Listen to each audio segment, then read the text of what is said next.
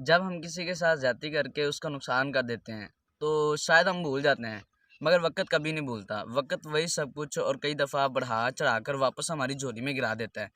کچھ لوگ اپنے الفاظ اور رویے سے ہمیں اس قدر اذیت اور تکلیف دیتے ہیں کہ زندگی میں پھر اب اگر کبھی وہ ہم سے پیار سے بات کریں یا ہم پر کوئی احسان کریں تو ہمیں ان سے عجیب سی نفرت ہونے لگتی ہے۔ وقت جواب دیتا ہے اور ہمیشہ وقت کا جواب ہمارے جواب سے بہتر ہوتا ہے، اور وقت صرف اسی وقت جواب دیتا ہے کہ جب ہم دوسرے کی زیادتی پر اس کی جواب دینے کے بجائے صبر کر جائیں۔ اور کچھ لوگ اپنے الفاظ سے وقت تو گزر ہی جاتا ہے مگر اس وقت میں دی گئی اپنوں کی تکلیفیں کبھی بھلائی نہیں جاتی، اور